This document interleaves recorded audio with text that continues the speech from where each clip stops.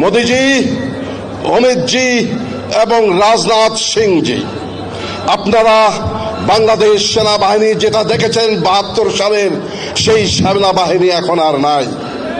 আমরা এখন যুদ্ধোপযোগী এবং যে কোনো শত্রু মোকাবেলায় প্রস্তুত। আপনারা আর আস্ফালন তুলবেন না। ইস্টার্ন সেক্টর, ইস্টার্ন কমান্ড গোছানোর ভয় আমাদেরকে দেখাবেন না।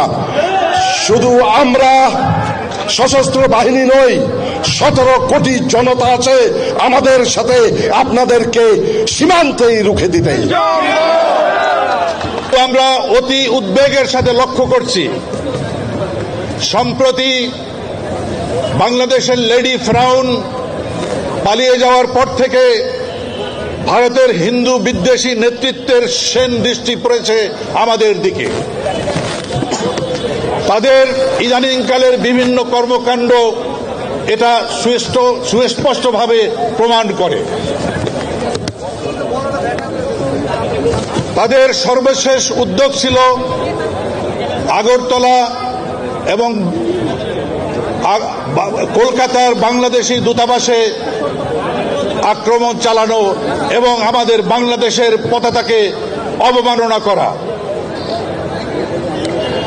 আমরা এই সমস্ত ঘটনাগুলিকে আমাদের স্বাধীনতা ও সার্বভৌমত্বের প্রতি হুমকি হিসাবে মনে করছি।